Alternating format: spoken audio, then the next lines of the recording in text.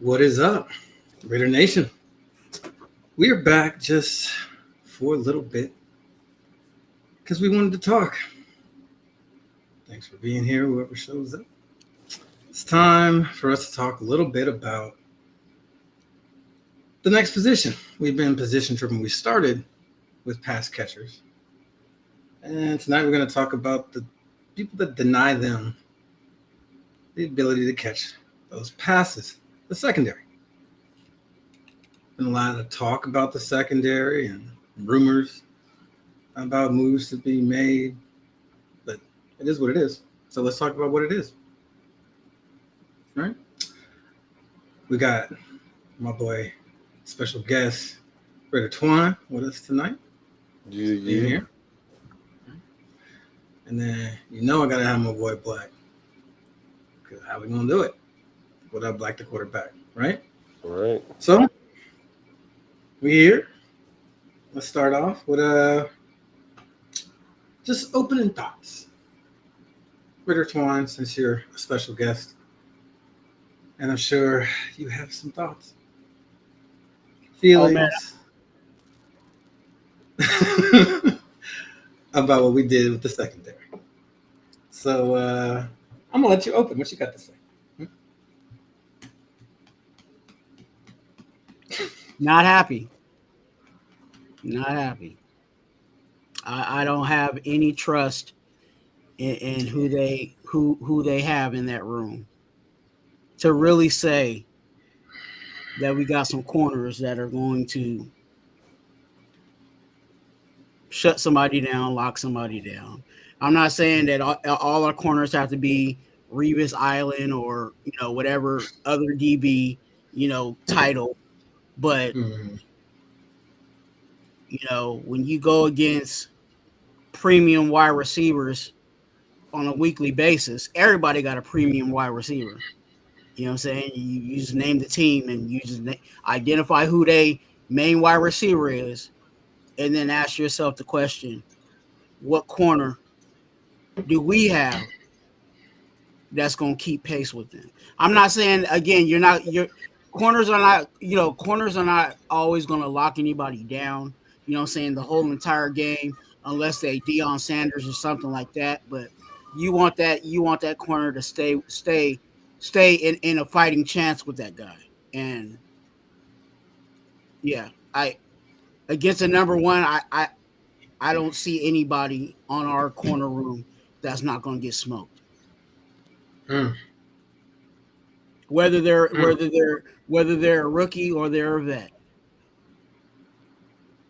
So and even further, because this is what's been said all the time. Oh, our D line is going to help out our corners. That's not the right mentality. Because not every week your D line is going to be on. So what happens when your D line is not on?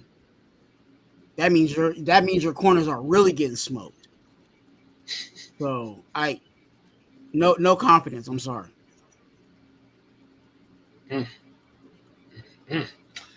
Because even let me just say this last thing. Everybody talks about Jacorian Bennett. Wasn't Jacorian Bennett running with the twos? So obviously this organization is not even trusting who we think is possibly the best corner in the room. So I don't like it.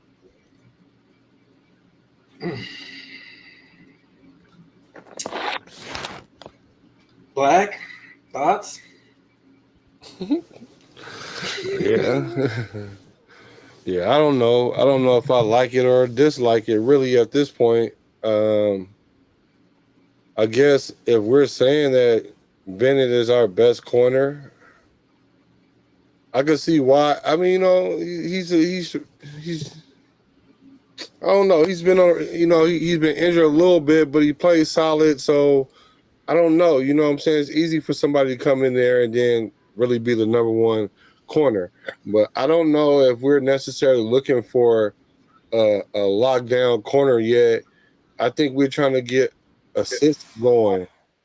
So maybe if we can get guys that play good system, good sound defense on the back end, then maybe our D line will show up majority of the weeks. And in the weeks that they don't, then that's when the corners need to play up to their NFL check, because they do get an NFL check. So we gave up some players thinking that we can replace them and do some things. So Mr. Chin, he has to come in. He's a guy that's been playing with a team that's been playing at a high level, so he needs to bring that leadership in with him. There's other players that's in the secondary that need to bring their experiences in. This is the opportunity for them to play under a good coach and make a name for themselves, and then maybe we will be talking about such as a honorable mention of a lockdown corner. And then maybe if we don't have one or we have one on the rise, we can pick one up next year, and then that'll solidify our defense.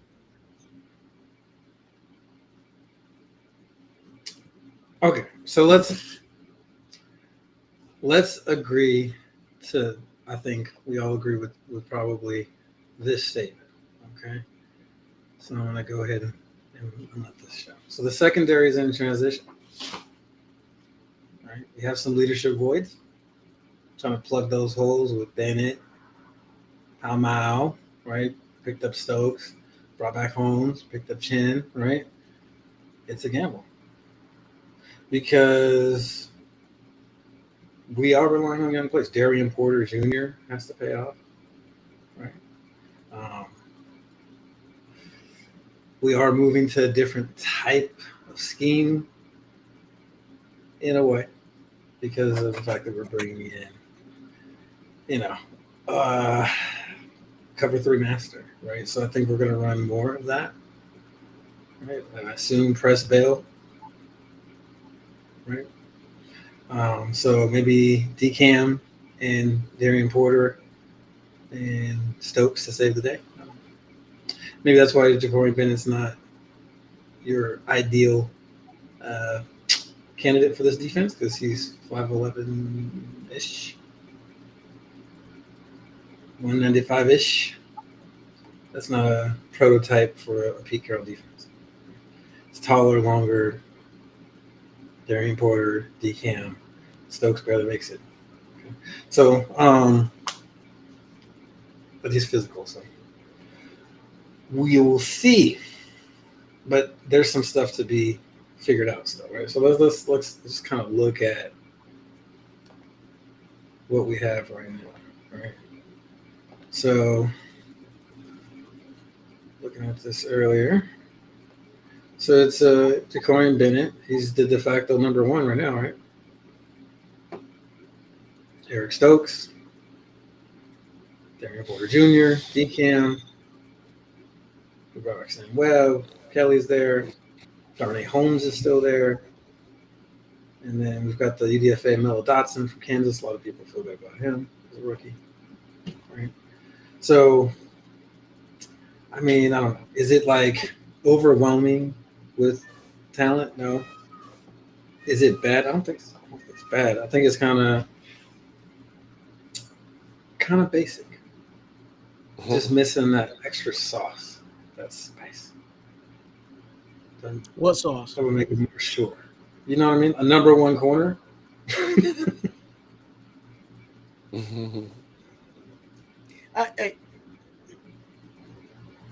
Spit it out. It doesn't make sense to me. Like everybody's saying that Ja'Cory Bennett is supposed to be the best corner, you know what I'm saying, in that room, and he's a number two.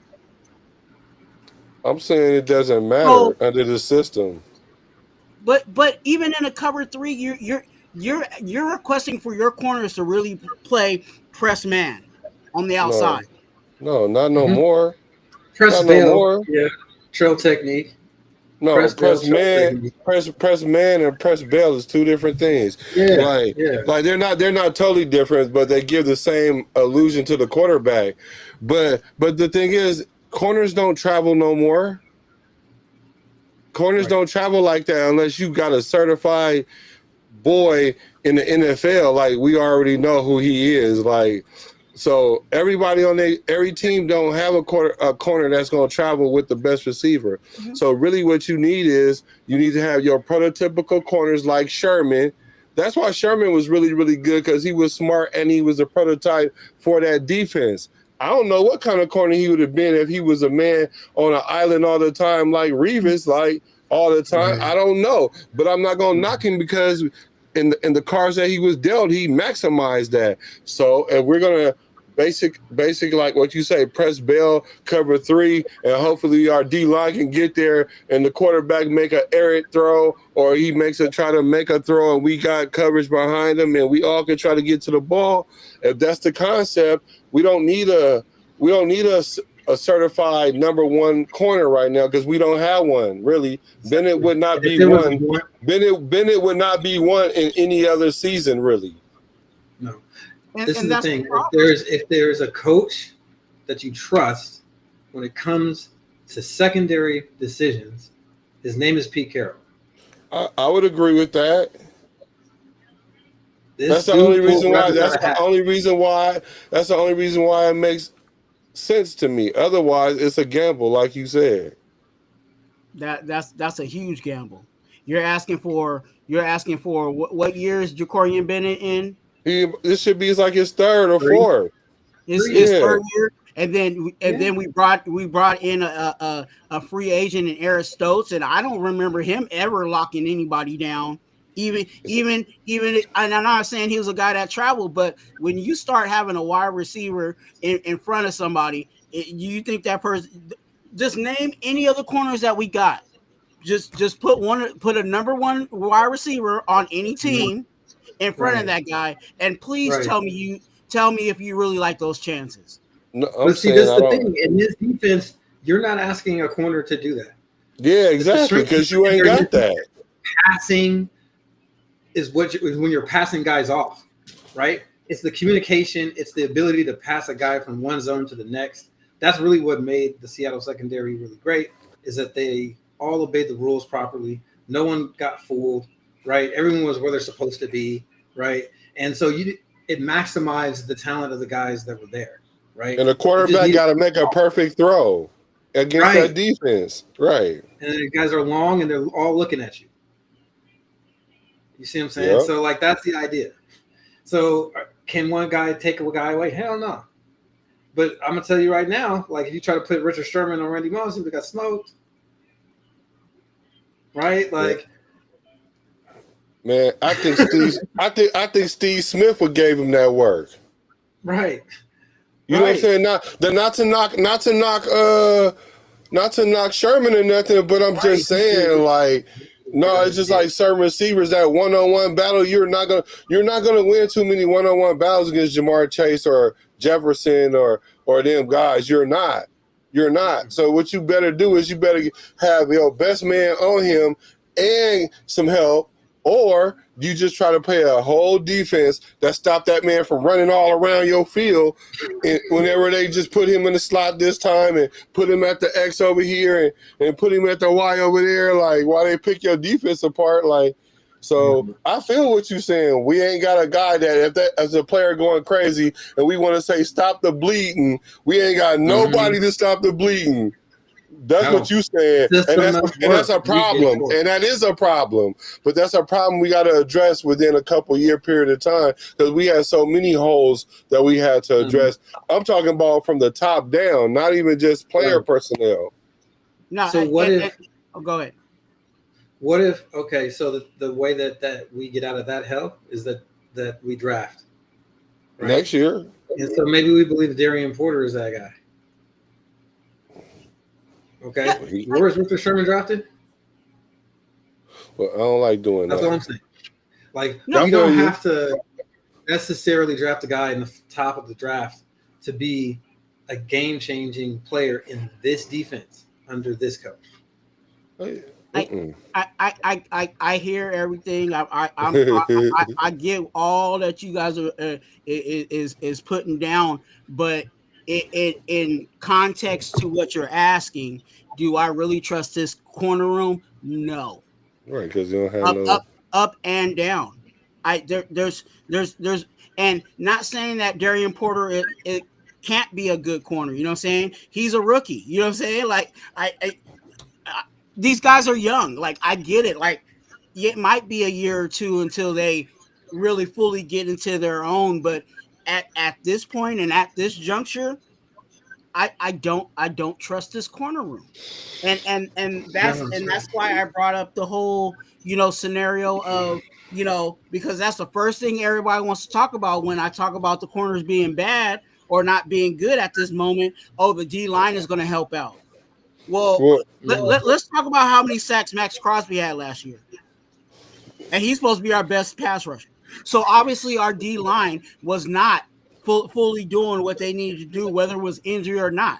So because we had those issues on our D line, that's what made everything else worse. So when I'm going in and saying yes, these corners got to be better, I'm talking about them being a dominant corner room. Because that should ultimately be the goal. We should not be talking about we're going to squeak by because our D line is going to hold us through. So what is the strength of our defense right now? The defensive line. Yeah, I mean, I'm like the defensive line is the strength of our defense. So what we got to do is we got to put our money where our strength is. Like we can't sit there and be like, well, we need to go grab a couple good corners right now because we ain't got no corners. Like I said, we couldn't fill up all the holes. Like the obvious hole we got right now is corner, right? But the thing is, when you're going into a season and you don't have no corners, you have to rely on your D line getting to the quarterback faster. You got that in Max Crosby. I think it's unfair to, gauge how our defensive line is based on a injured half season or 3/4 season of Max Crosby, knowing that next year we're going to have a healthier D line and a more aggressive D line. So I think that we're going to at least have a top 10 D line in the NFL.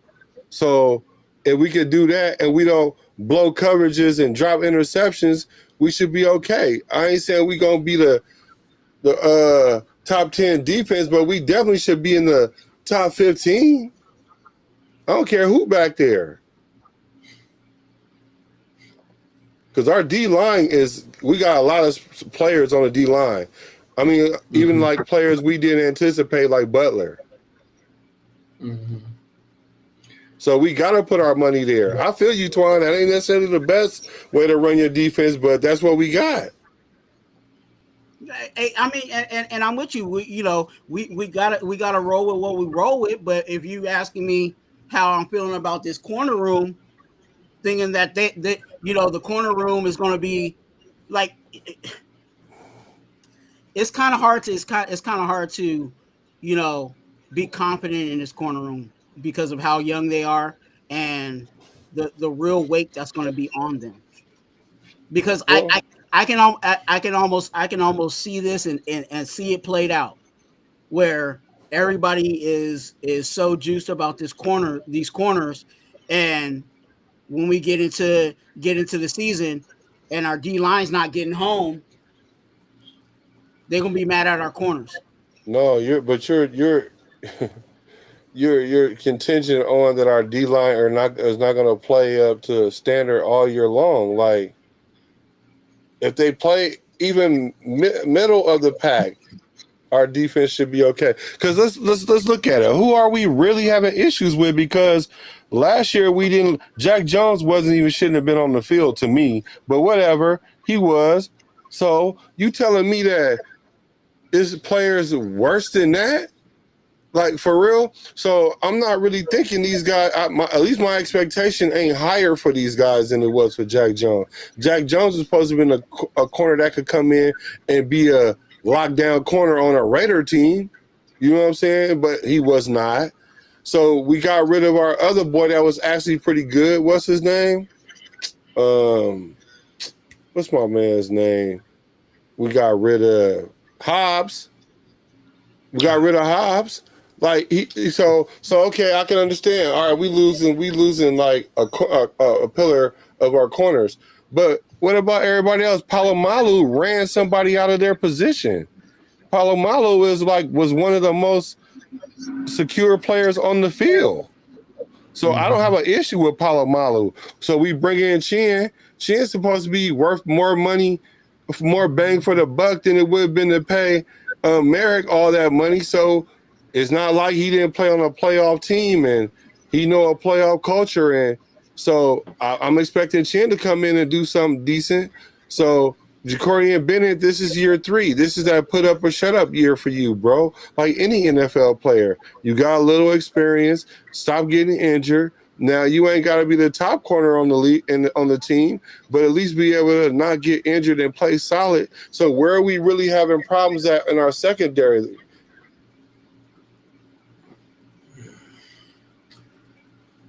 I mean, you know, I think the secondary is solid. I don't think that we have any like necessarily breakout stars, but I think that there's some good solid kind of depth to the whole thing, right? You know, I think that Jeremy Chin, right, Lonnie Johnson, Isaiah Palmau, Thomas Harper, it's a pretty good safety room, right? And you know, based on the type of defense we're running, I think the corners are going to be solid as well. So I think it's just kind of solid. And I think Chin, we'll see how that works out, but he could break out. And like you're saying, Palomalo's kind of broke out a little bit himself, right? So, you know, it's possible the safety room is going to end up being a little bit above average, right? And that could make up for some of the fact that the corner room is pretty average, right? Especially as kind of some of the younger guys start to come on and figure it out, right? So you think our corner room's average? Yeah, I mean, if you look at the corner room, right, Darnay Holmes, right, it's pretty good as a slot corner. His numbers are something that you would be happy about if you really kind of look at it, right? Is he dominant? I don't say he's dominant, but it's good, right? So talk about him. I think Stokes, if he's healthy and he's been healthy, last year he was healthy, so we expect him to be healthy again. It's a good corner, right? Jacorian Bennett's a backup. Maybe it's because Darian Porter Jr. is bowling like that, right? But maybe it's a good thing, right? But my boy Raider Bennett's here, so let's see what he got to think about it. Right? What up? What's going on? Shit. I was trying to join like 15 minutes ago. Fucking link wasn't working. Shit was broken. Yeah. That's my bad. I had to actually switch it up to get some technical difficulties solved, but here you are. So what's your thoughts, man? What do you think about the secondary? Secondary's got a lot of question marks, bro. A lot of question marks, dog. I think there's only one set in stone de facto starter in that secondary, bro, that you can say is a de facto starter, and that's fucking Jeremy Chin, bro. And I like Palomau a lot, dude, but he's gonna have to continue to develop. He's still a young player. There's no veteran leadership in that locker room at all. All those guys are all young, they're all kids. You know, is like I wanted Ramsey. I'm not gonna cry the fact the Steelers got him today. You know, it would have been a major pickup for the Raiders. But at the end of the day, bro, if all these rumblings that we're hearing is true and Wilkins is really going to miss significant amount of playing time next year, and that's really, really true, which like I said, I don't know if there's any truth behind it. It's more of just rumors and speculation at this point. But if we lose Wilkins, bro, like our secondary is going to look a lot worse than what it probably should, bro. We're not, I'm telling you right now, bro, like I love Kuntz. We're not going to be getting after the quarterback like that, bro, if Wilkins is going to miss significant amount of time, bro. Like as much as I love Kuntz, I don't see Kuntz about coming back off that injury, bro, being able to be like him. As much as I do think it's possible, I just don't think it's going to be possible without Wilkins, bro. Wilkins is going to is really the de facto X factor on that defensive line. You know, you always want defensive line that can demand double teams, but typically you want your interior guy demanding the double teams. And the Raiders right now don't have that. I posed this trade before, originally before Wilkins, this injury with Wilkins started progressing, and they started, he's going to miss significant time. If he's going to miss significant time, bro, and the Raiders really want to win now, it's really a win now thing. I would go trade for Trey Hendrickson, bro. Trey Hendrickson don't want to play in Cincinnati no more. I would go trade Trey Hendrickson. I would move Tyree Wilson to fucking defensive tackle. I paid Kuntz $12 million to be a rotational pass rusher on either side, rather if Hendrickson or Crosby needs a break. And I would slide Tyree Wilson to D tackles. Then your defensive line could be Trey Hendrickson, Tyree Wilson, Adam Butler, and Max Crosby, and I would rock like that. But it really just depends. Do you want to win now? And as much as I think the Raiders do want to win now, I don't think they want to win now enough to the point to where they want to give Trey Hendrickson all that money. Not only give him all that money, but we all know Spytech don't like trading away picks. So there's talent in that secondary, but it's worrisome, dude. It's extremely worrisome.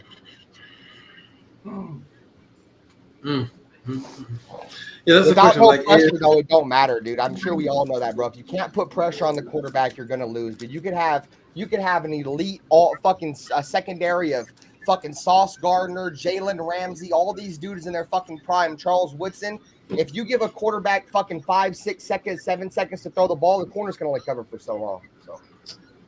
Right. No, yeah, I mean, we obviously need to get after the quarterback.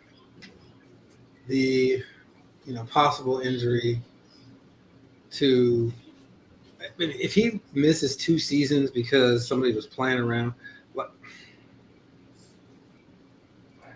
it's embarrassing, bro. It's some Raiders shit, bro. And what makes it worse, bro, is that we're losing him on the 2 years of his deal where it's relatively solid money for us. You know what I'm saying? After this year, guess what his fucking salary cap goes up to? Almost $34 million a year. You're going to pay Christian Wilkins $34 million a year when he's only played 4 games for you? Like, nah, bro, I'm good. I'm good, bro. Something's got to happen. That's all I can say. It's a give and go. You know what I'm saying? And that's that's why I go so hard about the corner room. You know what I'm saying? Being troublesome, like Ben was talking about. There's gonna be days that your corners are gonna be able to lock, and that's gonna give. Huh? Go ahead. Oh, it's a give and go. Like every week, there's gonna be there might be one day the D tackles is on it, the D line is cooking, and that's what makes the corners look good. And then there's gonna be a day, hey, the D line ain't they ain't pass rushing the best, but the corners are actually holding long enough that they actually do get home. But if you don't have that give and take, and I don't see. And this is just my Raider gospel on it. I don't see where we're going to really be relying on these corners so much that our D line is actually going to benefit from it. It's going to be that if the D line doesn't get home, we're done. Yep. Who was the best corner on the team last year? In a short stint, Jacorian Bennett until he got hurt. Okay, so who was the second best corner on the team last year? It was a significant drop off from Hobbs. Bennett to everybody else. It wasn't. Hobbs is right there, if not better than Hobbs is hurt all the time though. Black dude, the dude spends more time on the fucking injury report than he does on the field. And I like Nate Hobbs, bro. Were you gonna pay Nate Hobbs? Would they pay him like $15 million? I'm not talking about his contract and then. We're just talking about just how they play on the field. But I'm just saying they both Jacorian Bennett and Hobbs they're somewhat the same. Bennett been hurt too, like the last 2 seasons. So I'm not even factoring all that. All I'm saying is this. So where was our defense ranked last year? Fuck, I don't know, like the middle of the pack somewhere. In the middle of the pack, exactly. So we didn't even have shit last year. So now that we didn't got a little bit. So when Beeve say, well, our our secondary is average, I'm like, okay, I can see us being a D+, C- DB room right now. I mean, because But y'all sounding like that it's a drop off from last year to this year. To me, I think we upgraded in the secondary. All things considered, you know what I'm saying? So I'm not understanding it. Like it's not correlating to me. Like I'm not understanding it. Because Bennett was that guy last year, and Hobbs was kind of like that guy last year too. And we was in the middle of the pack. We got the same players and a better safety. We got two better safeties. Why not be better? That's all. Lonnie Johnson Jr. and Darnay Holmes can replicate the kind of stuff we're getting from Hobbs. Well, I don't know if you guys are hearing the rumblings coming out of camp, bro, but they have Isaiah. They have Jeremy Chin playing slot corner, bro. And I'm telling you right now, bro, because Chin's a good player. He's not a slot corner. They're already fucking that up. He needs to stay as a safety. And Lonnie, if you guys think we're gonna go out next season with Lonnie Johnson Jr. as one of our starting safeties, a fucking bona fide fucking special teams backup as our starter in our secondary, bro, we're gonna get our fucking lunch money taken next year on the back end of our secondary. Chin is playing the big nickel role. He's playing up near the line of scrimmage, and they having him play slot. Exactly. Nickel playing slot. Last year, that person plays over the slot, right? He's not playing. We're not going to chase the slot around. The word, though, but y'all not listening. The words that officially came out of camp is that he's not playing big nickel. He's playing slot. Okay, I know what big nickel is. Camp. He said he's playing slot. It's camp, bro. So it's Cam Chancellor's job. That's what I'm saying. It's camp. Still worried, but yeah. I'm just saying, hey, bro, if that shit don't get exposed in camp, then run it. It better get exposed in camp because he better not be chasing those slot receivers around. So last year we were 25 in points allowed, 23 in sacks, and 22 in interceptions. Well, bro, what's our overall defense? What was our overall defensive rating? I'm just curious. What was our overall defensive rating? Where did we? It says 15 overall, allowing 300 there we go. yards per game. There we go. 15. As garbage as our shit was last year when they was 15, y'all not gonna make me feel like our shit at 20 right now. So we're gonna be right back about 15ish. Yeah, we're gonna be right there about 15. Exactly. I'm gonna just say this, bro, and I hope I'm wrong, dude. We're losing Trayvon Merrick is gonna hurt us more than you guys think, bro. No, I was saying that already. I said that shit last year. Trayvon Merrick may not have been the best player, bro. Look at his quarterback completion percentage when targeted, bro. How many deep over the fucking defensive bombs were thrown when Trayvon Merrick was on the field? None. Not many, dog. Not many. The teams literally killed us with 1,000 paper cuts, bro. You know what I'm saying? I'm not paying a safety $18 million. No, I'm not. I'm going back to what Black was saying, right? I'm not talking about the money. All the money to the side. All the money to the side. Okay. I like Jeremy Chin, but I think losing Trayvon Merrick is gonna hurt, bro. Yeah, that's what I said. As soon as they were signing, I think there is the possibility of a little bit of a dip there, but the thing is, like we're not gonna ask the same exact things as the safety that we did last year, right? Like true. So no. Well, and Merrick actually he started because Palomalu played up by the line of scrimmage last year, right? No, they had Trayvon Merrick playing strong safety last year, bro. When Merrick started to pick up, he started to come up near the line of scrimmage. Yeah. So right. That's so why his tackling looked a lot better last year. Right. So we got Chin replacing what he was doing effectively, in that defense. I think that Palomar can handle the middle third, which is what he's going to have to handle, playing that safety back there. I think Chin is going to make people pay when they run around the middle of the field at all. You better. So you guys believe that Palomar is a starter? Yeah, I do. Yes.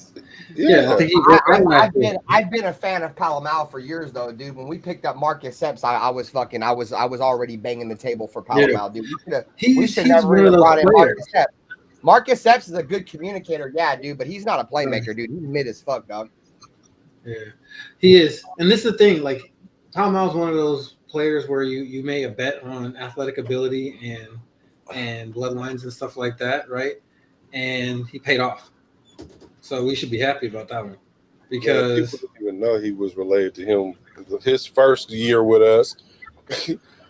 well, some people did Yeah, I know some because he people. went to USC. I'm just saying, So some people around here are USC fans.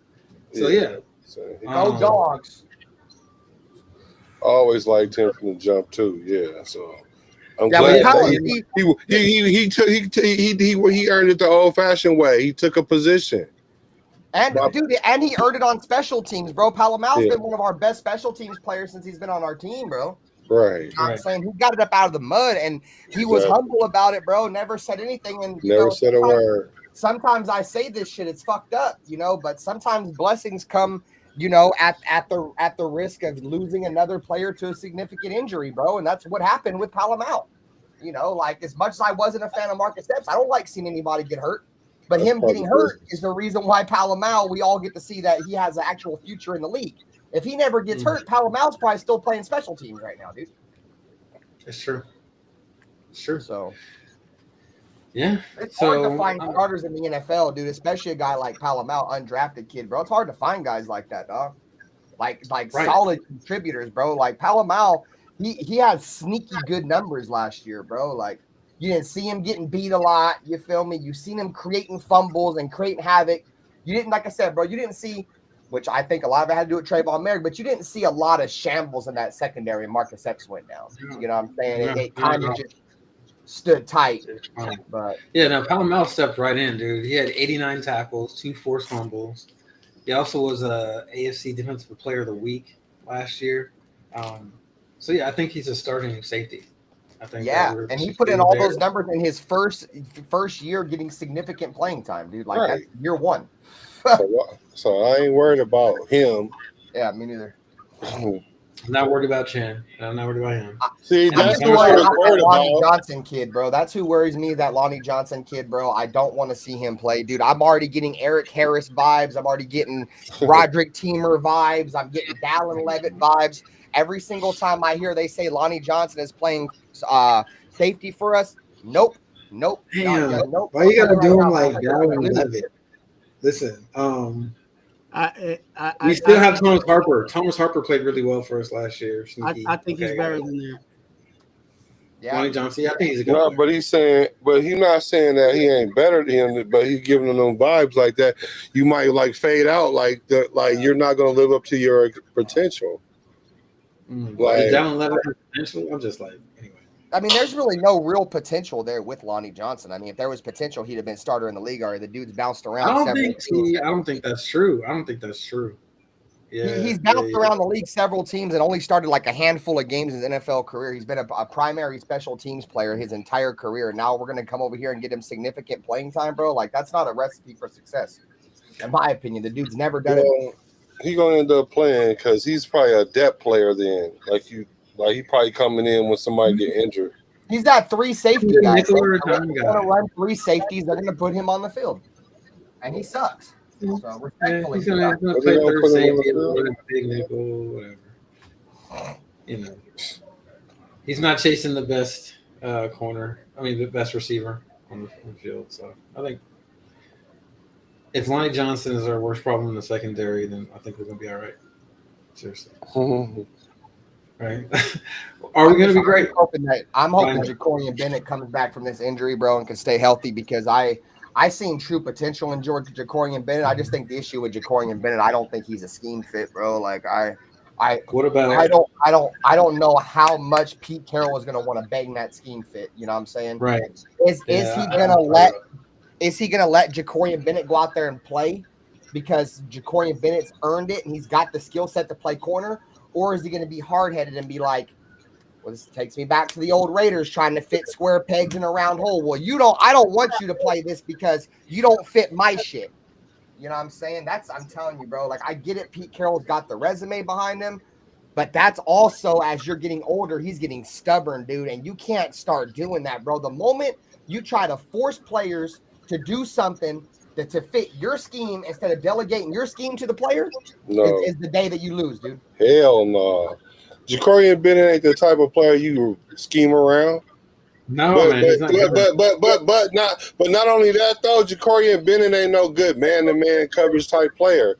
Because if you ever repeat, I won't say he's not good. Let me not say that. But I'm saying that's I don't think that's his strength. Because anytime when we needed, it was a situation where they was man up, he would get them pass interferences when we didn't need it. You know what I'm saying? So maybe this like after seeing, we got to see it first. Like let's see it first. How it play out, because I think maybe he might can help him be a better corner if we don't always put him in the man-to-man situations, because we don't have man-to-man corners. Back to Raider Twine, like we don't have man-to-man corners. We don't. So I wouldn't put Bennett in that situation, and then he gonna blow a head gasket out by week 8 and week 9 because he overextended himself.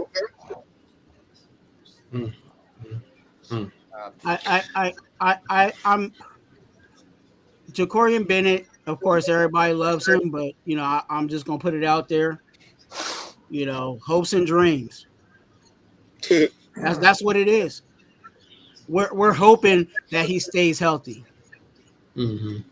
right? And we were hoping, you know what I'm saying? We were hoping Christian Wilkins stayed healthy, and where we, I'm not saying that's a final answer, but where are we hoping on that? We were hoping Tyree would get healthy. You know what I'm saying? We were hoping all these guys would be healthy and produce. We're hoping that Kuntz, you know what I'm saying, comes back and plays well. Hopes and dreams. Wishing on He said hopes and dreams. That's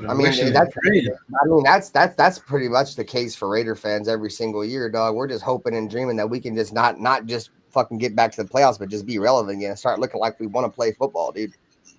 I don't know if you guys heard that podcast that they had Pete Carroll on with Marshawn Lynch and Michael Robinson, bro. Michael Robinson straight told Pete Carroll straight up, "Why did you go to the Raiders? I would have never thought you went to the Raiders. When I think of the Raiders, I think of a place where players go and their careers die." You know what I'm saying? Like he said it straight up on a national podcast, bro. Like, and that's until something changes. That's how the NFL feels about the Raiders, bro. Like nobody respects us, dog. They don't. The Christian Wilkins shit is pretty much what he said. Christian Wilkins' career is probably dead now, bro. He came to the Raiders, back-to-back fucking season-ending injuries. Guess what? Your career's done now, bro. By the time you come back, you're going to be 32, 33 years old. You know what I'm saying? So, I don't know, bro. Like, the Raiders just got to get back to looking like a competent football team again before we can even think about winning games, bro. Because there's so many times a year in and year out, we don't even look like a competent football team. Like, we don't even want to go compete. So, we got to be consistent at competing before we can be consistent at winning. We don't compete enough, bro. Well, Pete Carroll. Wait, I'm confused.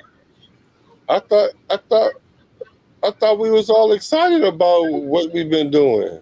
I am excited. Like because just because our secondary is the shit don't mean our team ain't gonna. I thought we still gonna win 8-9 games. I still think we will.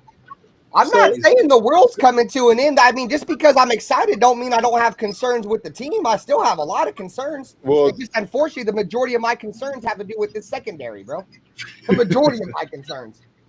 That's why I thought we should talk about it today. Man, the secondary is an issue. We all need to just be real about it. Okay. On paper, they're the issue.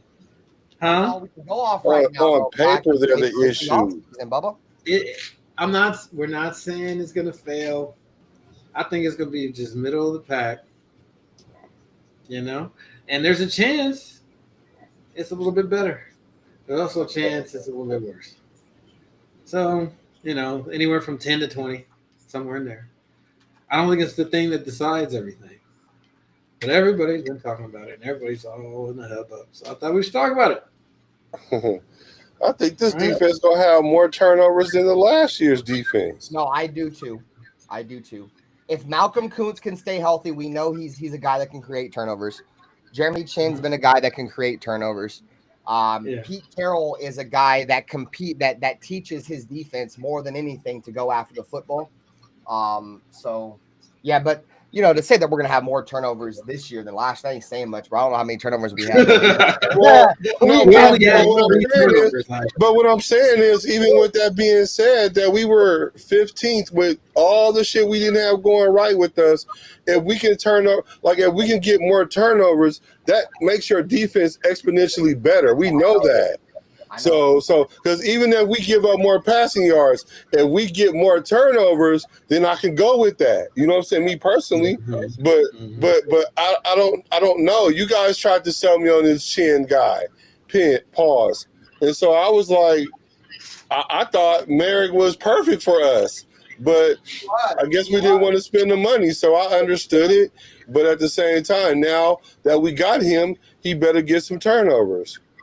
And to me, what makes the Trayvon Merrick, us getting rid of him, hurt so much more, dude, is that he's a perfect scheme fit for what Pete Carroll wants to do with the single high safety, dog. That's what Trayvon Merrick did coming out of college in TCU, bro. He was a single high safety, bro.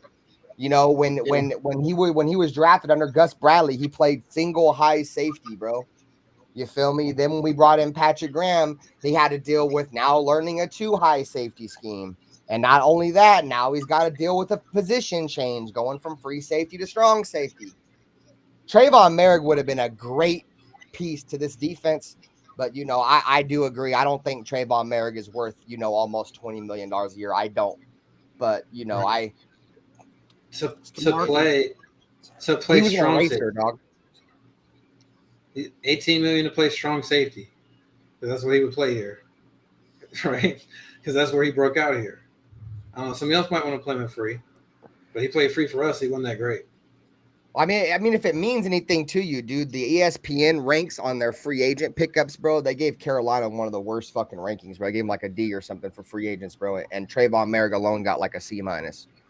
So the national media thoughts on Trayvon Merrick ain't very high. You know what I'm saying? Because they feel like Carolina overpaid.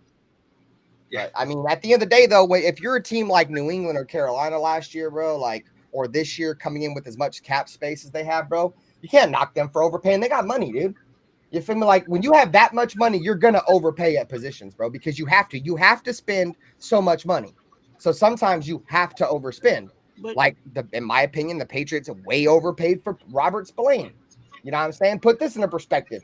We got all 3 of the linebackers that we have right now that are probably all going to start for us for less than what Robert Spillane alone is making in New England.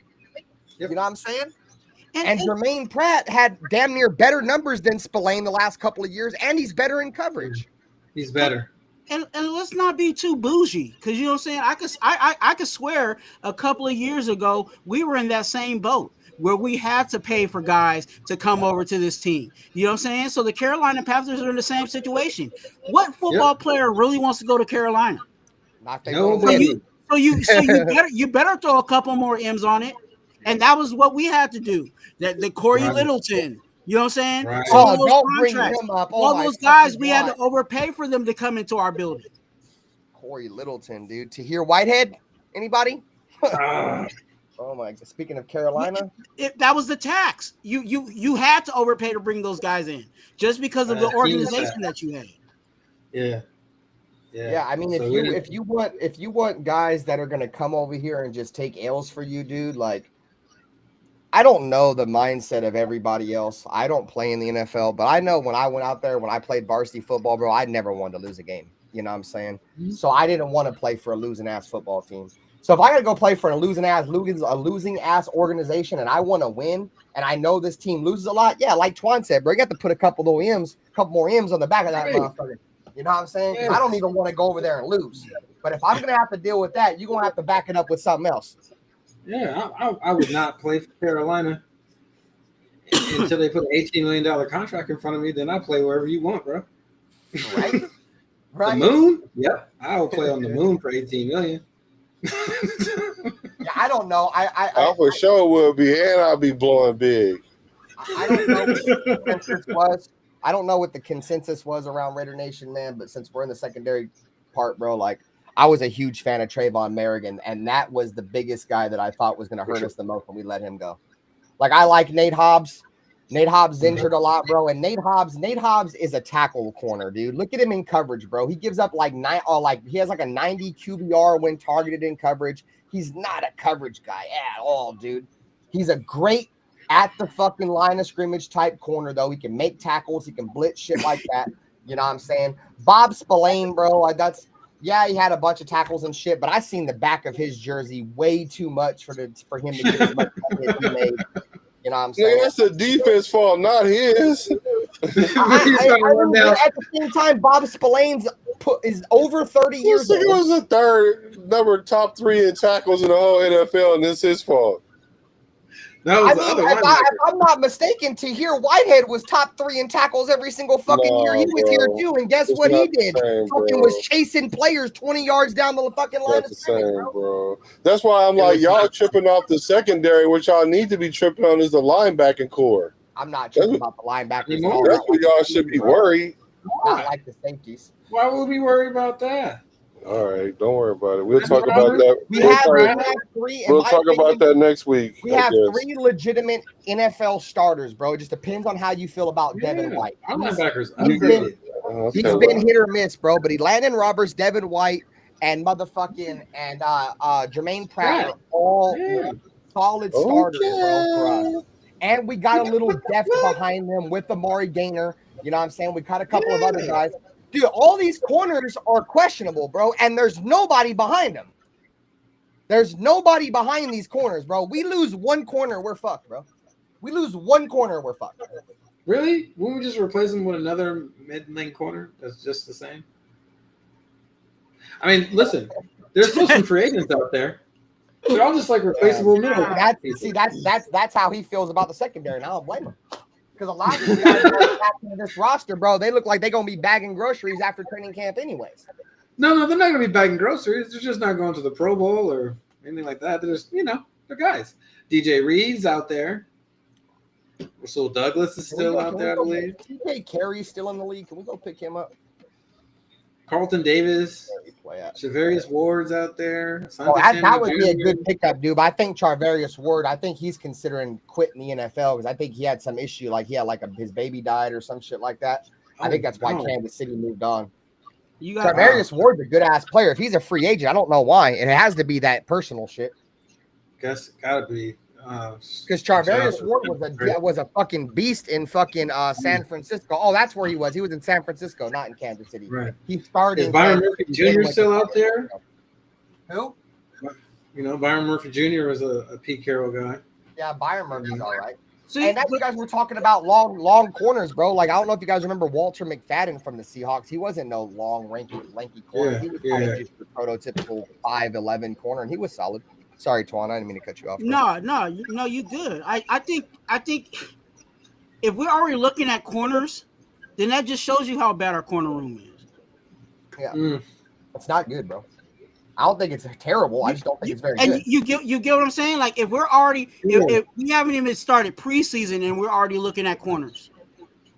Yeah, I think we're gonna add another veteran, dude. We don't even know who on the roster yet. Slow down. Yeah, we're gonna. We know who's on the roster. We just don't know who's gonna make the fucking 53-man roster. Yeah, I mean, listen, we haven't even got to preseason yet. I think there's still gonna be a veteran add. That's all I'm saying. I mean, let's not forget a few years ago, dude, when we signed Casey Hayward the week of training camp, dude, he was our number 1 corner all year. I mean, what's the chances of that happening again? But I'm just saying, it's not like it can't happen. It can't. Stephon Gilmore's still out there. I know he's like 49, but hey. I wanted Stephon Gilmore last year. I don't know if I would take him this year, but I would take him. I mean, we ain't got nobody else. Might as well. Sorry, Twan. No, I thought he got picked up. Did he? I thought he did too. Did Gilmore get picked up? Let me double check. He might have got picked up. Double check that. You know who else is real good, but he's undersized and we're not gonna sign him? Is Mike Hilton. I thought he went to the Ravens. Did he get signed? I thought he went to the Ravens. Mike Hilton? Yeah, no, Gilmore. Oh Gilmore? No, he's still a free agent.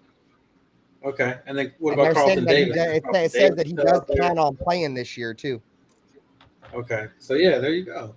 Gilmore, Carlton Davis, Russell Douglas. Like, what's up with DJ Raider Reed legend Russell Douglas, preseason superstar? Raiders You know what's crazy is Roswell just Douglas has missed the actually been ability a to be solid very corner good. around the league. Right. So, Somebody like, if can we maybe- listen, if this is my feeling, if we were in such a desperate situation, one of these guys would be here right now. We must think the guys we have on our roster are better than DJ Reed and Russell Douglas and Carlton Davis and Travis Ward.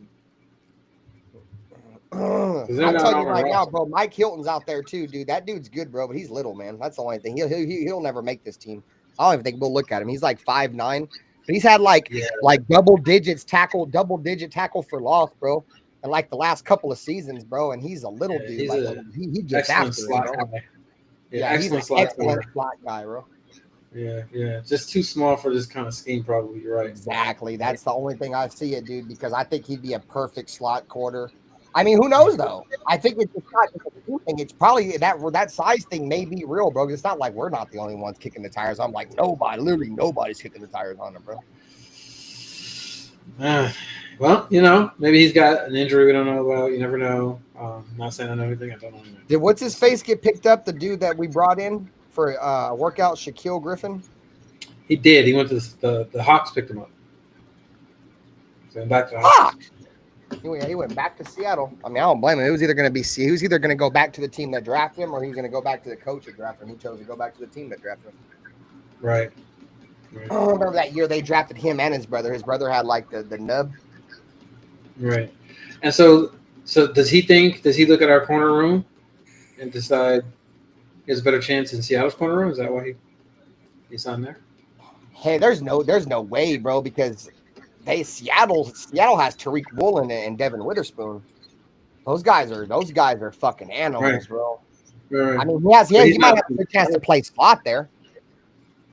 Maybe he thinks he's the third best corner in that room, but he doesn't think he's the third best corner in our room.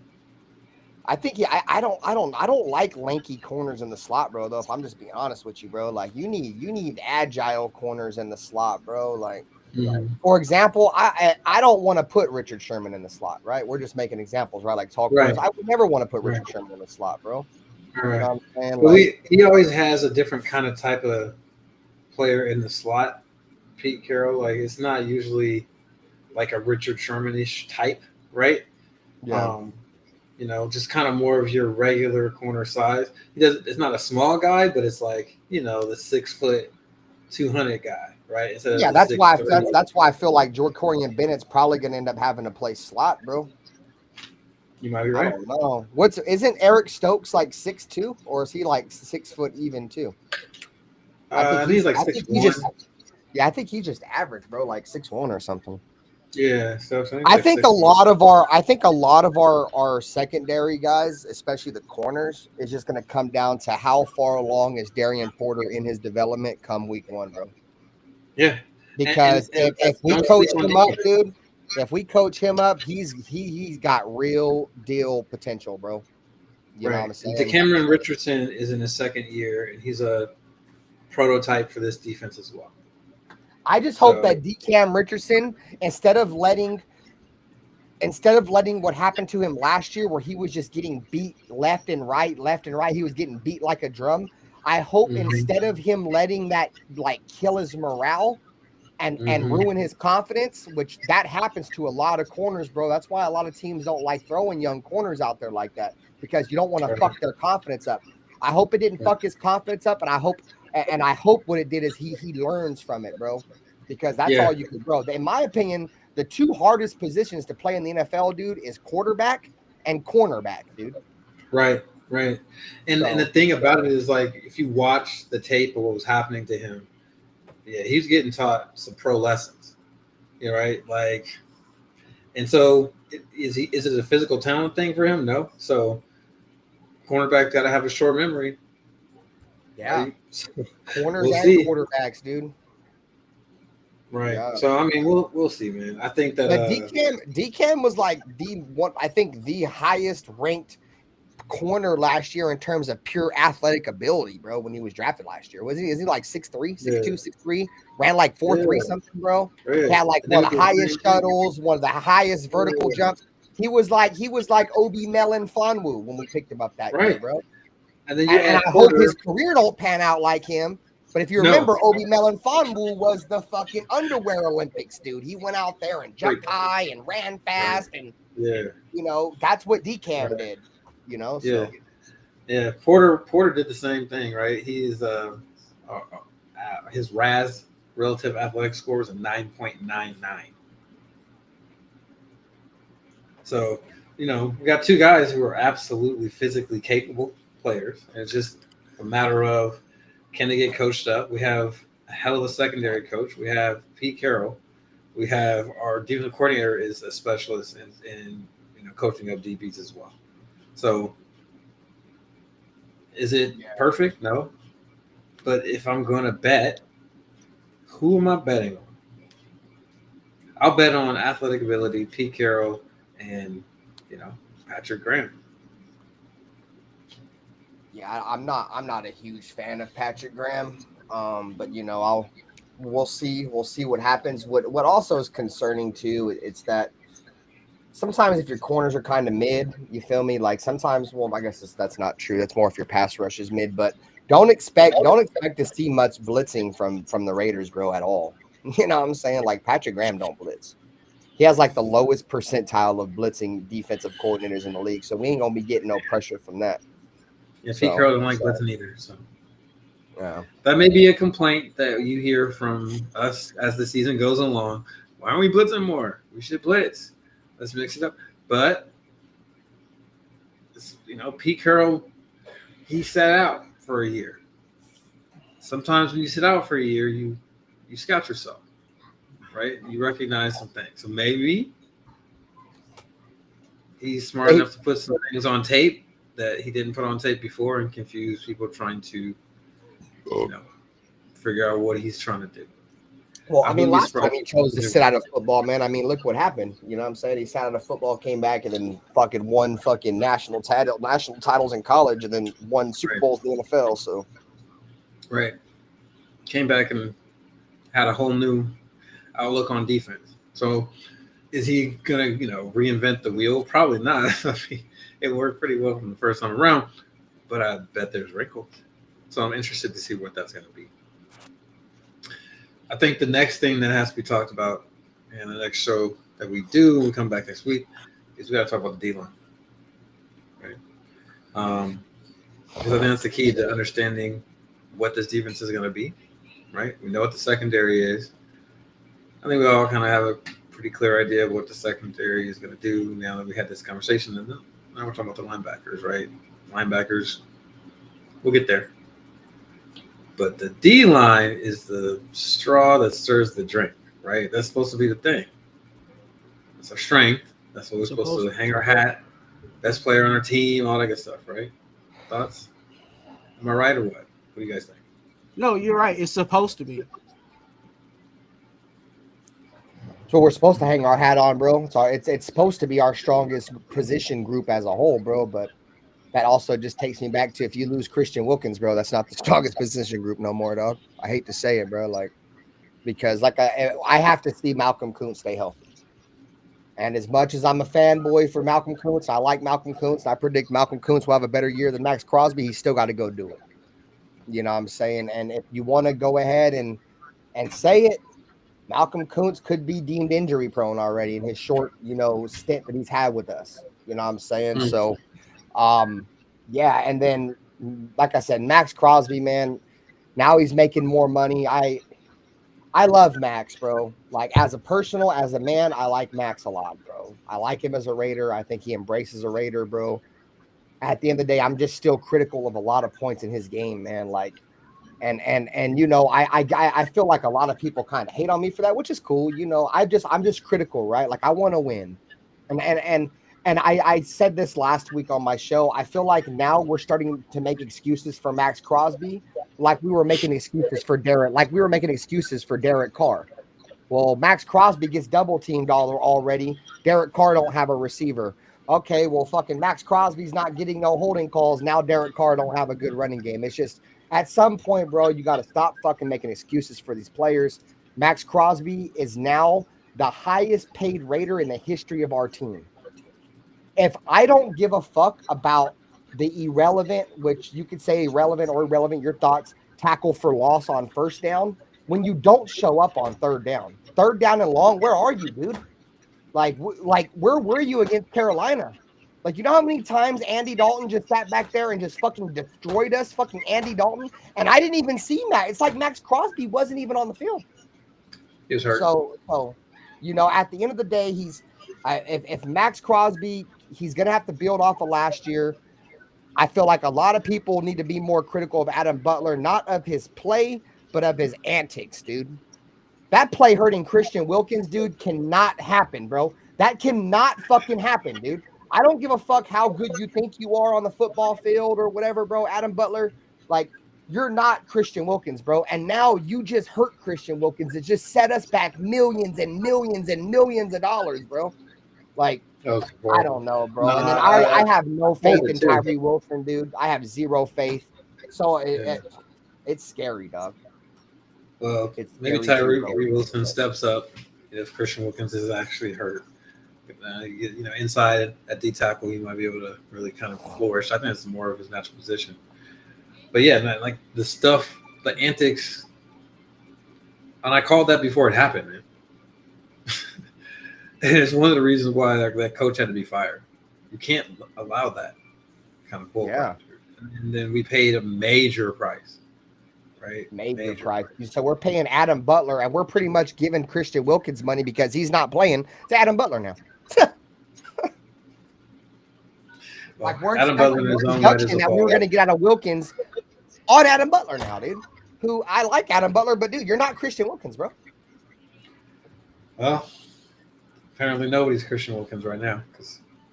And it's sad, bro. It's so Raider, bro, because Christian Wilkins only missed 2 games. 4 years in Miami? The dude's only played 4 games for the Raiders, bro, and has already missed a season and might, going off what we're hearing, 2 seasons, bro. And that's detrimental, bro. That's detrimental, bro. That's a significant, dude. Imagine paying somebody, all right, just say you own a business, right? And you pay somebody fucking $30-something million, bro. And it's all front loaded. He's got his money already, and this motherfucker gets hurt by one of your other employees, and now you gotta pay this motherfucker 30 just to sit at home. Ugh, dude, that stings, bro. I don't give a fuck how much money, bro. That stings, dude. That's significant money that we could be having on our salary cap right now that we don't have. No, it's the difference between whether this defense can be middle of the pack or better. If we were talking right now, and we'll talk about the defensive line, you know, next week. But if we were talking right now about Christian Wilkins being healthy and not worrying about that, then that kind of changes the picture. I think it makes the defensive line something where they're a problem. Because, you know, then it's just a question of, is Kuntz healthy? How healthy are guys? And, you know, health is always a question in the NFL. Right? That's always the question. So if your question is health, then good. That's how football works. So, I mean, man, I don't know. This is all rumor stuff. Maybe he's fine.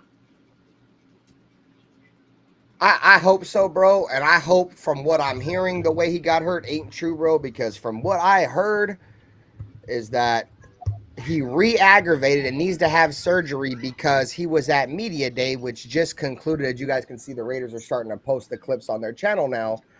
Apparently, dude, he was getting an interview at Media Day. After the media was over, he was stepping down, bro. Apparently the light for the green screen blinded him. And he missed, he like tripped or something, bro, and landed on the foot that just had surgery and fucked it up and now has to have another surgery, bro. Like, if that's true, like, what the fuck? Like, what is this, 1925 where we got we have fucking lights that are blinding people? Like, what the fuck? Where did that come from? That came from Mitch Rentz, bro. And listen, Tuan, I know what you're thinking. I don't listen to Mitch Rentz neither, bro. He's been wrong about, but bro, this is not only going from Mitch Rentz, but beat writers are starting to write about it, bro. The Athletic is writing about the same shit that Mitch Rentz reported. So either one, there's some kind of truthfulness behind it, or two, they're all going to be eating their words if that's not what really happened. But yeah, Mitch Rentz was the first to report it. And now, like, you could look it up and Google it, bro. Like, there's so many media outlets that are reporting it now, bro. And it got me saying, like we said last week on the podcast, like, when the fuck are we believing anything Mitch Rentz says? He don't even work for the Raiders. Right. But yeah, apparently it's going way out of proportion, bro. Yeah, he's not even in the building. Exactly. That's why I told everybody, like, until I hear something from the Raiders exclusively, bro, I don't believe any of that shit. He has a media channel. He's employed by a media channel. Like, he's not an insider for the Raiders. Now, if Vinny Bonsignor or Tashawn Reed or somebody was to come out tomorrow and be like, okay, well, this happened, okay, then I might believe it a little bit more. You know what I'm saying? Paul Gutierrez or somebody who's actually in the building. I don't believe just a content creator. You know what I'm saying? But if that's true, Mitch Rentz was the first person to report about that shit, dog. But at the same time, it's like, if it was true, like, there's no way the Raiders are allowing this dude to just report that, bro. Like, if they haven't even came out of it with it, you know what I'm saying? Like, that would be an offense, like a legal issue, bro. How does Vinny not report that first or whatever? Because Vinny is protected. Yeah. So anything that Vinny puts out, he has to get permission from the Raiders to actually put that out. Yeah, he's a lot like JT the Brick. Vinny is more of a company man than anything else. So he has to pretty much, he could drop anything, but he would have to get okay, Raiders want me to drop this. That's why anything, the Raiders are interested in so-and-so. If it comes from Vinny, it's because somebody within the organization told him, hey, put this out because I need this to go. You know what I'm saying? I need the drama to go around with this name. Mm-hmm. So Vinny's definitely a company guy. Not officially, but yeah, Like I said, bro, there's a lot of these guys, bro, that have to watch what they say, bro. Like I said, I got blocked from JT the Brick's channel, bro, just for being critical of the team, though. You know what I'm saying? When he was over there drinking that AP Kool-Aid and, lying to Raider fans week in and week out last year, dude, on his show. And, I went over there and just called him out, like, bro, you were saying this, that, and the third. This shit ain't working. Like, you feel me? Blah, blah, blase. And he blocked me. I uploaded the video on my channel. And he was like, I would like to see how you handle the nation, Raider Ben. Like, motherfucker, I have a show. Like, motherfucker, I have a show. Respectfully, dog. Like, I have my ways. I have my ways of handling my people. You know what I'm saying? Just like you do. The way you handle your audience is you sell them unicorns and rainbows. You know what I'm saying? How I bring my audience is I'm just real with them. You know what I'm saying? Your numbers are higher than mine because you sell them unicorns and rainbows, and some people don't like to hear about the critical parts of life. You know what I'm saying? I'm not like that. I'm the opposite. I'll tell you like it is. Rather I want to hear it, you want to hear it or not. You know what I'm saying? So while we're here, just to kind of catch up on some news items that have popped into the headlines recently, we had a little bit of a kerfuffle. Is that a word we can use? A kerfuffle or something? Kerfuffle? Geno Smith got into a verbal altercation of some sort while he was at 7-on-7 coaching. And he's feeling himself a little bit. Reportedly, the words that came out of his mouth were something to the effect of, "That's why they paid me the big bucks." Any thoughts from the panel on that? And it's kind of not a great look. Leadership, I don't know. Black feelings. I hope it ain't true, but Oh, it's true. There's video evidence. It's true. What up, All Eyes? Everybody.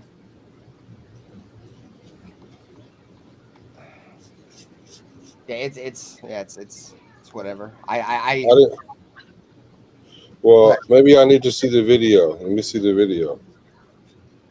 Yeah, it was not family. It wasn't a family friendly comments that were coming out of his mouth neither. Something along the lines of I make the big bucks in with the GGA at the end, talking like that in front of a bunch of kids.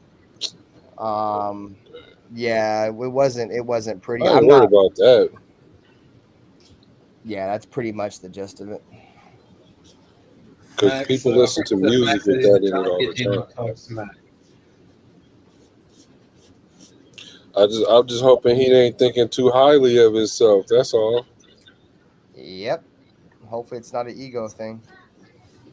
Well, I mean, if they're trying to get him to talk smack more, if Max feels like he needs to talk more smack, then maybe we leave it.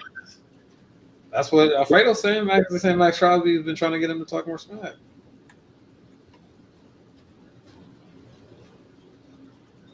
I mean, I can say I don't really give a shit, dog. To be honest, I mean, it was at a fucking top-ranked football fucking competitive event. You know what I'm saying? They were all out there being competitive. Dude started talking shit, and he just started talking shit back. I mean, should Geno Smith be held to a higher standard because he's an NFL quarterback? Yes. Yeah, probably. You know what I'm saying? But if you're gonna sit here and try to say that this dude's an average, he's now that his career is over because he was trash talking on the sideline. No, it's not. It's not about his career being over. It's about what is his state of mind like as a quarterback, as a leader, and the whole shit. Because I thought, the whole Geno Smith thing. I defaulted to what y'all was happy about it. I was like, I have some questions. Which Geno Smith are we getting? Like, are we getting the Geno Smith that want to get socked in the face? Or are we getting the Geno Smith that's humble and then he gonna play because people are sleeping on him? Now he got the bag. So are you gonna act like you the man now? And like I said, if it's true that he came off the way he came, then that's a reason for me to pause. Now, I don't know. I'm just going to watch it play out, but I'm not going to ignore this when this was one of the things I was questioning about when he came here anyway. Which Geno Smith are we getting? All eyes on G said he talking kind of reckless for a dude got his jaw broke over $600 by his teammate. By his own team. So I mean, maybe that's why he hasn't been talking shit lately. His jaw still hurt. Yeah, I'm like, why you don't be that guy now? That's all I'm saying. Don't be that guy now. Well, I mean, let's be real though. Geno Smith was picking a fight with a dude that he was not going to win that fight. That was just dumb decision making on behalf of Geno Smith. The dude was picking a fight with a fucking 300+ pound fucking lineman that had fucking schizophrenia, dude, that loved to fight. Like, dude literally just barked up the wrong tree. You know what I'm saying? That's why I try not to put too much into that shit. It was just a bad decision by him. And at the end of the day, he kind of deserved it because if you promise to give a motherfucker something as a man, you gotta give it up. And if you don't give it up, you promised him what?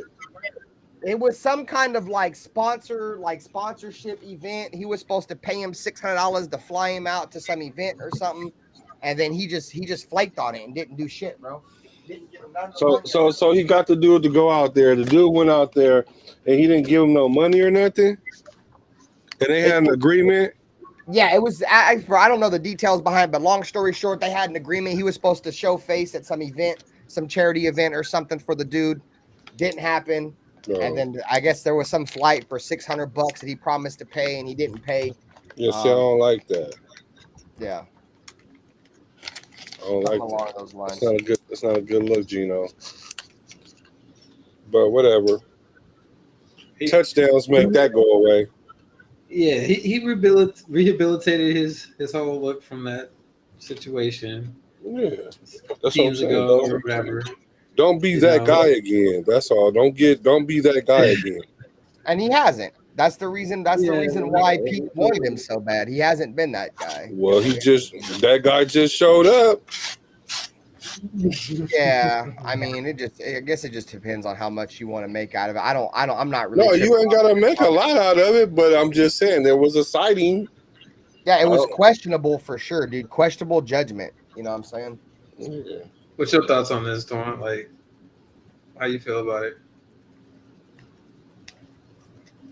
You feel like it makes a big difference or no? Is this a nothing burger? Nothing burger. It is to fully understand the situation, and again, timing and place, right? You know, and I'll use this as an example. There was a time within the Raider Nation that everybody was grilling Derek Carr because Derek Carr was at church and said that he doesn't care. You know, he cares more about God than football, and everybody was in an uproar. But you have to realize the context. He was at church. Anything is supposed to be better. You know what I'm saying? Anything's not supposed to be better. You know what I'm saying? Better than God. Right. Same thing with this. Same thing with this flag football. What or 7-on-7 or whatever you want to call it. What was Cam Newton dealing with not too long ago? What kind of language were they using when they were out there? Same stuff. Yeah, I remember the language we used.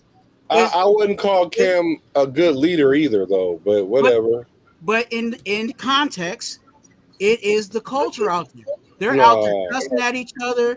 They're out there. You know Everybody not doing that, bro. It's 32 quarterbacks, and they all throw camps. How many videos have we seen? You don't see that shit on the. You don't see that 5 or 6 quarterbacks doing that.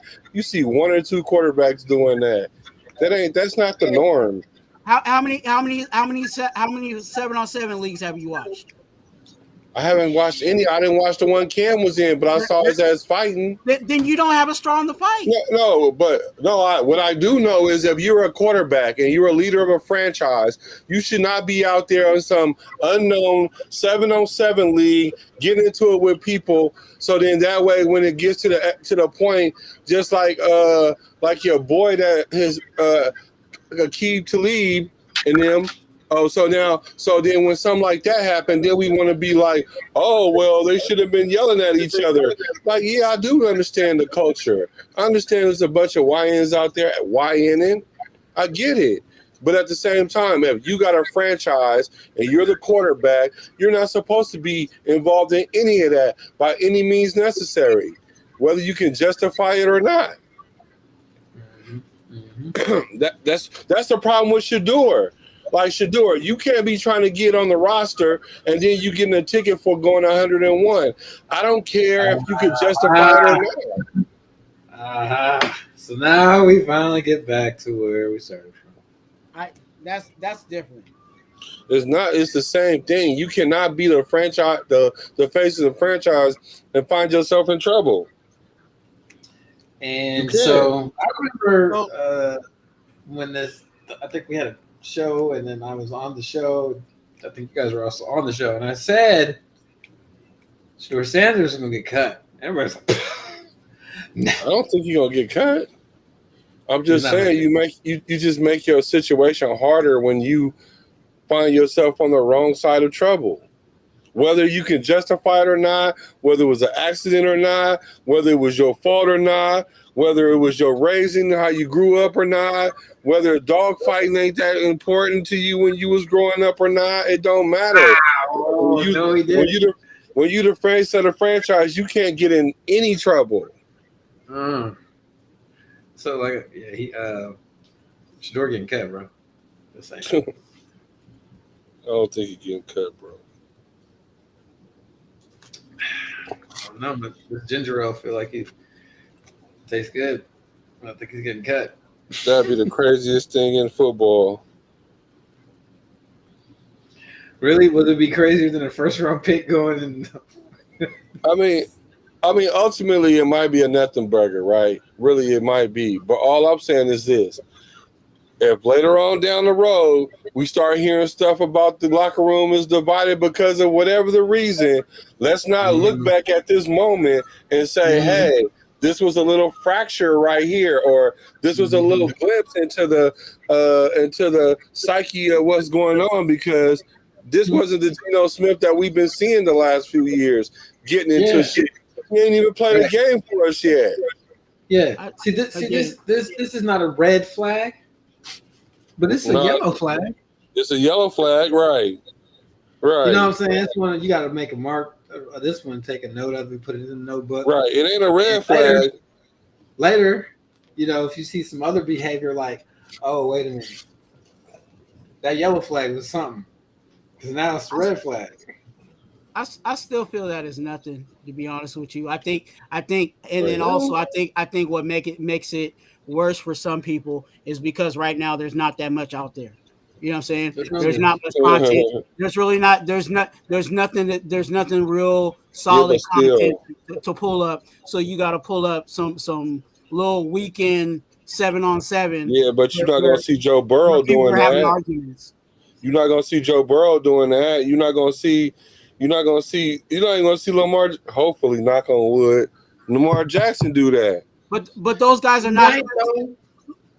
Huh? You might know what if it happened in 2 months, nobody would even talk about it. I beg to differ, because when you talking about Lamar, he talks trash just like everybody else. Show me where he got into it with somebody though. Man, I'm not talking about talking shit.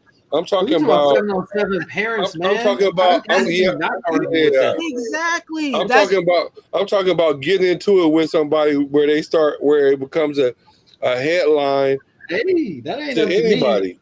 He's saying crazy stuff. I beg you, Black, to go watch the video, because if you go watch the video, you realize that all it really was a verbal altercation. I get it. I understand. It could be the most. Remember when Marshawn Lynch got into it with the woman because he was at the camp and he was cussing and she was mad and he was like, can I talk to you? Where your husband at, or where your man at? Because I want to talk to a man. Remember that? Like, he was really being very nice in the whole shit. So I get it. Like, all I'm saying is you should never find yourself in that situation, no matter how it come about. That's just the rule. That's the standard. Like, that's the standard. Like, you can't find because he could have controlled himself. Gino could have just been like, man, whatever, bro. He really could have. He really could have. Yeah. He really could have. So at the end of the day, you can't find yourself in those situations. It might be harder now because everything is clickbait, but I'm just saying, bro, you cannot find yourself in those situations. You can't. Because what if dude would have took it a certain kind of way and then weapons came out? You know what I'm saying? Okay. Yeah. I mean, you really should be above it. You know what I mean? Because it happens. We just watched Aqib Talib brother just kill somebody over that. And he was there. Right. Well, we saw this coming with Aqib. I'm just saying, Aqib Talib. Yeah, for sure. And I'm not saying he'll keep Talib. I'm not saying he'll keep Talib, but what I'm saying, things can go from 0 to 60 real quick.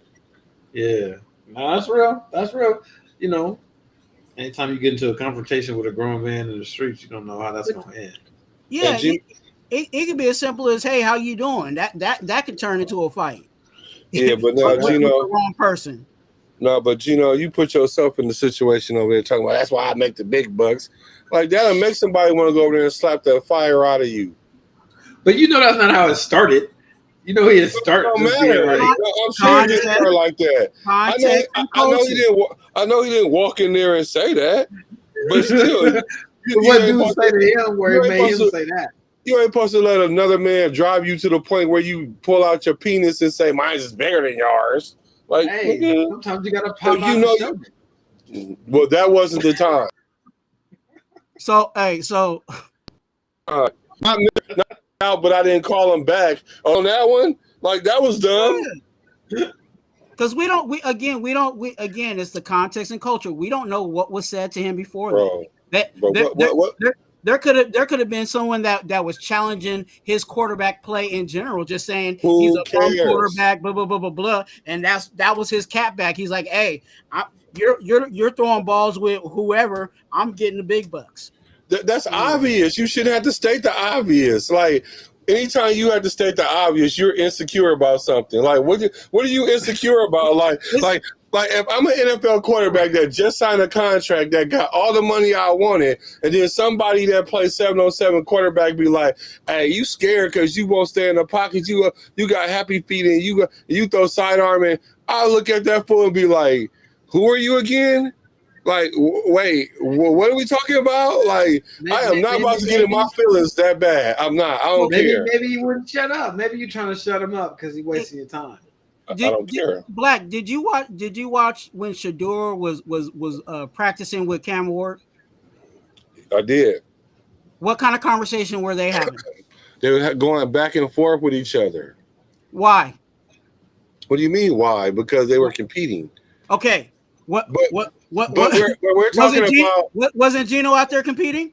Nigga, we're talking about a professional quarterback and a 7-on-7 quarterback. We're not talking about Shador and Cam Ward, two quarterbacks, the top two quarterbacks in the upcoming draft. That's a team competition. You want to compete against me? I'm gonna compete against professionals? Bro. No, they weren't professionals at that point. But the thing about it is they handled it semi-professionally because really that was a photo op. But all that withstanding, I don't care. If I'm getting paid to play something and this man is not, why am I arguing with him about anything? Anything. Because he's a competitor. No, that's not being a competitor. That's called being ignorant and stupid. That means you have no self-control. And I don't want that. And if somebody off the street can knock you off your square, I don't want you to be our quarterback then. That's an issue. But sometimes it's just right there. It's just too easy. Like the dude comes up to you, he ain't got no resume. You like, listen, what? Who are you? Bro, I feel you. You know what I mean? Like sometimes you just gotta be like, who are you?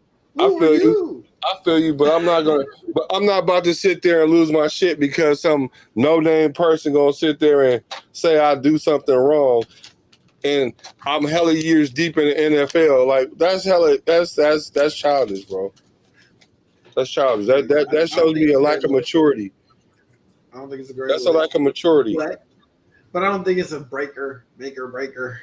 It's not. It is a sticky note, right? Like let me put a tab right here. Note right here for later, something might come up.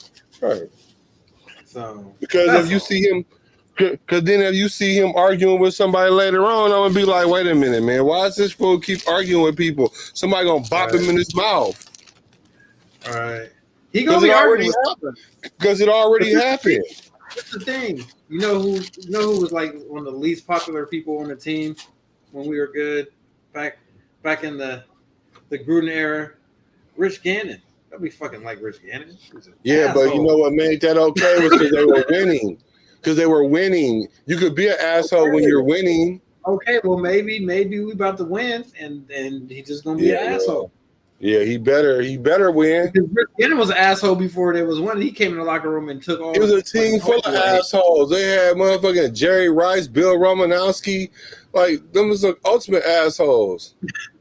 He's damn. Hey, Geno Smith is damned if he do, damned if he don't. No, that's not true. Yeah, he is. Because if you would have stayed quiet and we would have saw a video of someone grilling him out and talking all this trash to him, and he didn't snap back or anything. It would have never went viral. They would have called him a bitch. That shit would have never went viral. Mm-hmm. They would have never went viral if he would have not responded. And even if we did see some fan going off on a professional, we gonna be like, an irrational person would look at it and be like, "What's wrong with that idiot?" Is he a professional? He might be one day. The motherfucker played 7-on-7 quarterback for the Nebraska no-namers. Like, who the hell is this fool? This fool's a fan. On Sundays he watches him play. So he's a fan. He watches NFL football. This fool actually plays NFL football. So why am I arguing with the fool that's watching me play? Like, that's dumb. Like, so anybody that's rational should be like, you know what? Dude just in his moment right now trying to eat off Geno Smith, and Geno Smith handled that like a true professional. Like he's been handling stuff since he got knocked the fuck out. Like, stay on that course. Be that guy. Let people hate on you. So when you actually do something, you can have the quotes like, they counted me out, but I didn't call them back. Then it had impacts. Then I was like, okay, Gino, I feel you. Because you talked your shit in moments. Not talking your shit at the wrong moment, at the wrong time, to the wrong person. That's what got you knocked out. That's all I'm saying. I like Gino, but I'm just saying, don't let this be that. Don't be that guy. Please don't. I'm asking. But that's don't be that guy. Well. Hold on a minute, guy. Actually, Black, take over for a second. I'll be right back. All right. So you say he's that guy, but I haven't seen him be that guy in the last couple of years. I've seen him be a fiery competitor and a Christian competitor, but I ain't seen him going off. But I ain't seen the video. Maybe let me look at the video. Go ahead, bro. Because maybe I just need to look at the video because I don't think no matter what the reason is, he shouldn't be arguing with no fan. I don't care, like. But it's not in that, again, it's not in that context. It is they're at a 7-on-7, and obviously he's on the field, so he's talking to it seems like he's talking to some coach or something on the other side of the, you know what I'm saying, the opponent. So if the opponent's talking stuff to him, bro, snap back. That's what no. Take it on the chin. Why? It should never even reach your head. It should never reach your head. I don't care what they saying over there. Like, why would it make me feel if somebody that don't play NFL football could tell me about myself to the point where I get mad at it and I lash out unprofessionally, then something ain't right with me, not them. Like, something's not right with me. I'm the professional. I just don't get it. I don't understand. I understand getting caught up in the moment, but then you can't be getting caught up in the moment when you're the quarterback. You can't. But let me look. Let me see. Oh, but now if he say that's why they bring the big bucks to me, okay, that's in context. Let me see. Let me just see. Hold on.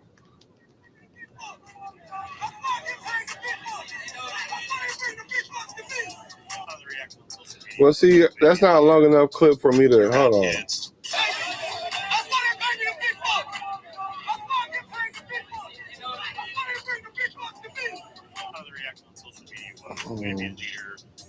I don't know, man. I just think that's not.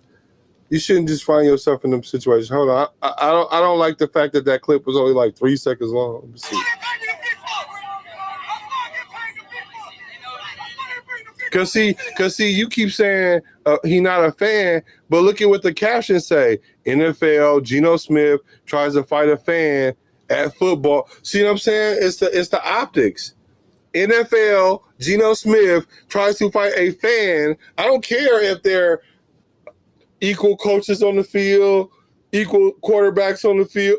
You're not the same, bro. And you know that by saying that's why they bring the big bucks to me. Well, act like that. Ignore that idiot. You over there walking towards him and everything. Like you out of your element. Like, why would you be tripping? That's how I look at it. Oh, okay. So he's in his feeling, ran up on him. Yeah, he being a little too emotional right there, man. In my opinion. I could be wrong.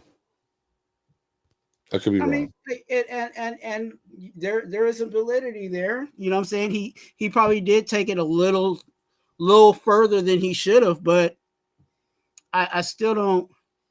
I don't see punches blown. I don't see. You know what I'm saying? The context could be. You know, he's you know, because he's on the field, he's probably coaching. He's probably the offensive guy on the coaching side, and the coach over there was probably talking stuff about, oh, I'm locking your team down, and I guess his team scored. You know, Geno's team scored, and he said that's why I get paid the big bucks. I know what I'm doing. You know what I'm saying? So on a scale of 1 to 10, I'll say like it's a 3. You know what I'm saying? Like, I don't think it's like that serious. But now I'm just saying, like, I'm not gonna act like it's not a 3 though. You know what I'm saying? I'm just saying, I ain't saying this is I'm not gonna remember it once the season start. I'm only gonna remember it if something happened, and then I'll be like, wait a minute. Didn't these people just get into it with somebody earlier about some, you know what I'm saying? Then that's when it might come up. But other than that, I'm not tripping on that. That ain't nothing. That ain't nothing but being a competitor. I feel you on that. He's just being a competitor. Because you never know. Dude could have been like, I thought you was the professional. I thought you was the professional. And then like you said, he executed the play and be like, yeah, that's why they bring the big bucks to me. Because I called a play on y'all that was an NFL play that I knew y'all couldn't stop or whatever. You know what I'm saying? So I get it. You know what I'm saying? That's why I say it's only like a 3.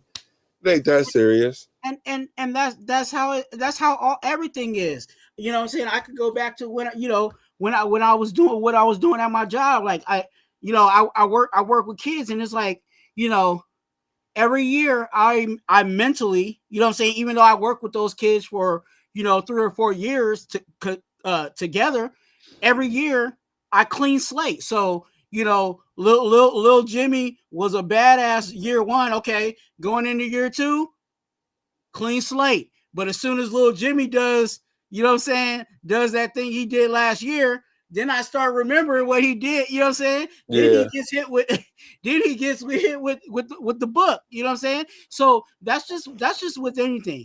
If Gino doesn't have another issue, of this caliber, it's not going to get brought up again, like you said. Yeah, no, even if he did something like that again, I wouldn't be tripping on it. That ain't nothing to like get unhinged about though. And like you said, it's just a slow news cycle too, so it's bigger than it probably ever would have been if it was other stuff going on. Yeah.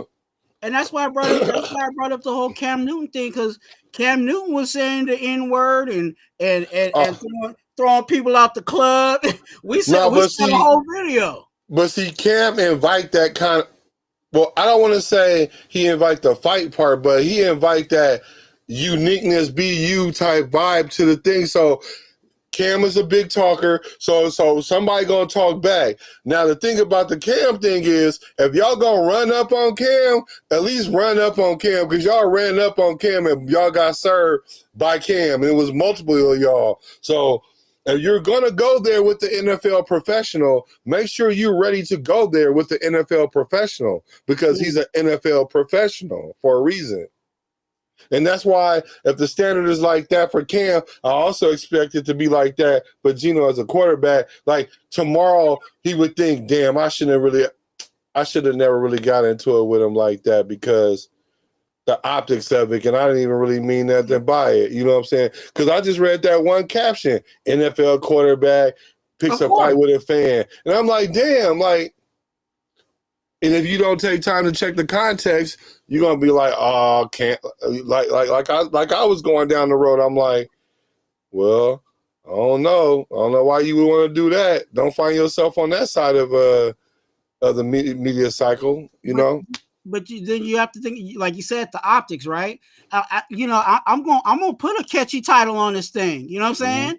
I'm gonna say, Minshew picking his nose. You know what I'm saying? Versus, Joe Blow over there picking his nose. Nobody know Joe Blow, but everybody know Minshew. Right. You get what I'm saying? So you're gonna put so and so. Even, and that's the thing. Like even with the Cam Newton, you know what I'm saying, video, like he came out and said, I really wasn't fighting anybody. I was just trying to, you know what I'm saying? Right. Just get people off, It wasn't even like I was throwing. He's like, watch it closely. I didn't throw any punches. Right. You know what I'm saying? I was just trying to, defend myself because they were coming at me. So, which is very true, but now you still in an altercation. Like it still was a fight, bro. And what did we see on those titles? Cam Newton in a brawl at the, you know what I'm saying? Like, it was. he just didn't max him out like he could have. That's all. Which was cool. Which was cool for him. Like it was real mature of him, because he could have went there. They tried to jump him. Oh yeah. There wasn't no try to jump him. They did jump him. And again, these weren't the players. These was adult coaches Yeah. that were going at, you know what I'm saying? So that's why, like, you know, it doesn't surprise me that it was at a 7-on-7. You know what I'm saying? Like, I hate to say it, but you know, if you watch if you got a little niece or nephew and you go to a T-ball game, it might go down at a T-ball game. That's crazy. No, I guess, yeah, for sure. Right, because it's high competitiveness and a lot of testosterone in the area. Yeah. Yeah. But to me, you got to keep it all in context. Is it really that serious? Like, because for me, I'll be like, we talking 7-on-7. It ain't like we talking real football. Like, Yeah. like 7-on-7. But they're going to treat it like real football because they be talking crazy at them 7-on-7s. Like, I haven't sat down and watched like a full 7-on-7, but I watched them in 7-on-7s. And when they make a play, the way they celebrate on you and all this stuff, like, I can just see that going bad at some point if they don't put a limit to it. You know what I'm saying? But other than that, yeah, go ahead, bro. And 7-on-7s have got worse. And the reason why is because 7-on-7 is now starting to be the pipeline for college football. You know what I'm saying? A lot of these guys that are on these 7-on-7 teams, they're trying to get looked at for Alabama. And what you know what I'm saying? Alabama is in all, well, not even say Alabama, but any college now, because you got NILs. So if these 7-on-7 teams, they're pulling their wide receivers from these, you know, from these camps and stuff like that for their colleges, and money's involved. So you already know that parents are out there saying, hey, you need to catch every ball. You need to be the dog. You need to be X, Y, and Z, because we need whatever Joe Blow college to give you meals when you're in college. You know what I'm saying? So it's not just, you know, 7-on-7 used to just be the fun thing that kids used to do in the off season, but now it's starting to be that interview, you know what I'm saying, for that job. Mm-hmm. People taking it serious. It's a serious issue. So, speaking of serious issues, got to deal with one. So, it has been real, folks, and I think we did a good job of covering everything we need to cover tonight, right? So, closing statements before we get out of here, and kind of move on with the rest of our day, and come back next week and try to discuss the D-line and kind of the straw that stirs the drink, I guess they say, right? Any final thoughts from you, Twan, on just Raiderdom and the secondary overall? In regards to this team, there's going to be things that are things you can trust, and there's going to be things that are hopes and dreams. And I can't tell you what that is for you, so you have to figure that out for yourself in regards to this roster. But there's things that you can trust, but then there's also hopes and dreams. Okay. Fair enough. Hopes and dreams of fairy dust, and also things that you can trust. Black, what you got? Well, you know, the funny thing about going into like a camp is you always have this idea of what's going to be the weakest link or whatever, like what's going to be the deficiency. And then for some reason, once you get out of camp and the season starts, that usually not the deficiency for some reason. So that's what I'm kind of leaning on when it comes to that. I'm not thinking our secondary is going to be our issue, but I don't know because I haven't seen them play no games. But just on paper, I can see where our concerns are. I can definitely see the concerns. But I think if we could be a middle of the pack type defense last year with what we had, then we can't go too far worse than that. So I think we'll be okay overall, though. So you're choosing to stay positive. That's what you should do. Because, I mean, what else are we going to do? Look at the headline. Just stay positive, guys. And you got to, like, read in between the lines. You're doing that, too, right? Because that's how we find out what's really going on. And last but not least, stay hot. Good night now. Thanks for coming, Brody. Raider Twan in the building.